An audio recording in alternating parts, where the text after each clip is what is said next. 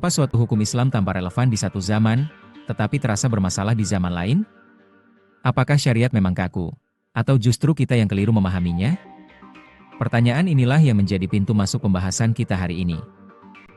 Pada kegiatan belajar ini, kita akan membahas pemikiran Ibnu Qayyim al-Jauziyah, seorang ulama besar yang menegaskan bahwa hukum Islam bersifat fleksibel, kontekstual, dan berorientasi pada kemaslahatan. Fokus utama kita adalah konsep tahqiq al-manat. Ibnu Qayyim wafat tahun 1350 Masehi dan dikenal sebagai murid utama Ibnu Taimiyah. Ia melanjutkan tradisi maqasid dan maslahah, namun dengan tekanan kuat pada praktik dan realitas sosial. Jika Al-Syatibi memberi kerangka teori, Ibnu Qayyim memberi ruh gerak hukum. Bagi Ibnu Qayyim, syariat diturunkan oleh Allah Subhanahu wa Ta'ala untuk mewujudkan keadilan, rahmah, dan kemaslahatan, baik di dunia maupun akhirat. Karena itu, hukum tidak boleh dipahami sebagai teks kaku yang terlepas dari realitas manusia. Ia secara tegas menyatakan, setiap hukum yang keluar dari keadilan, kasih sayang, dan kemaslahatan, maka hukum itu bukan syariat, meskipun diklaim atas nama agama. Ini adalah kritik filosofis terhadap formalisme fikih yang statis. Disinilah muncul konsep penting tahqiq al-manat, yaitu proses memverifikasi apakah ilat hukum yang lama masih relevan untuk kasus baru. Ini bukan sekadar mengutip pendapat ulama, tetapi menguji relevansinya secara rasional dan empiris. Tahqiq al-manat mengajak mujtahid melihat konteks waktu, tempat, kondisi sosial, dan dampak nyata hukum. Dengan kata lain, hukum diuji bukan hanya pada teksnya, tetapi pada fungsi dan akibatnya dalam kehidupan manusia. Ibnu Qayyim juga menjelaskan dua konsep lain, yaitu tanqih al-manat, pemurnian ilat dari unsur yang tidak relevan, dan tahrij al-manat, yaitu menemukan ilat baru ketika teks tidak menjelaskannya secara eksplisit. Ketiga mekanisme ini memberi ruang besar bagi ijtihad progresif. Hukum tidak berhenti pada pengulangan masa lalu, tetapi terus diverifikasi agar tetap sejalan dengan tujuan syariat. Inilah yang menjadikan pemikiran Ibnu Qayyim sangat dinamis. Konsep ini sangat relevan dalam hukum keluarga Islam. Misalnya, ilat perwalian nikah adalah perlindungan terhadap perempuan. Namun, tahqiq al-manat menuntut kita bertanya, apakah bentuk perlindungan lama masih efektif hari ini? Pada konteks perempuan dewasa, berpendidikan, dan mandiri, perwalian penuh justru bisa menghambat kemaslahatan. Maka, fokus ijtihad bergeser dari hak wali menuju hak perempuan memilih wali sebagai bentuk perlindungan yang lebih kontekstual.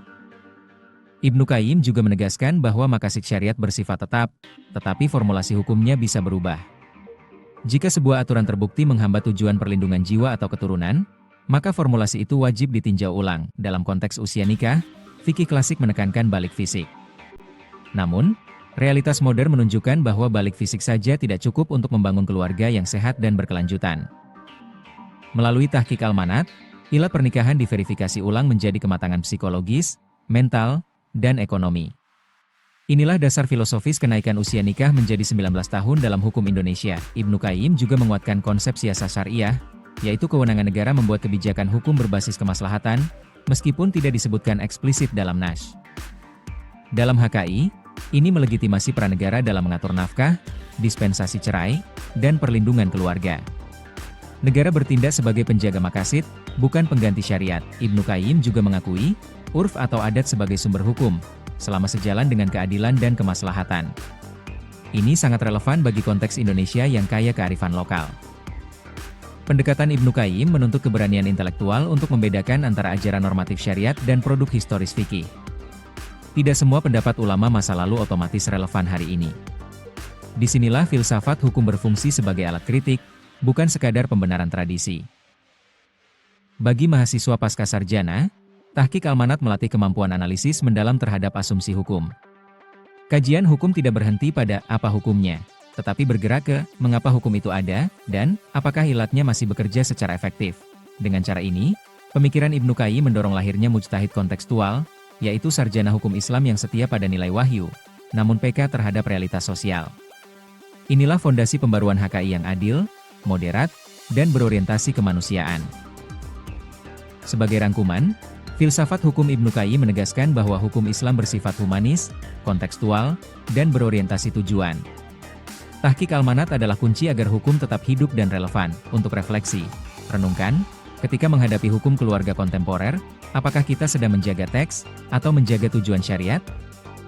Dan sudahkah kita melakukan tahqiq al-manat secara jujur dan kritis?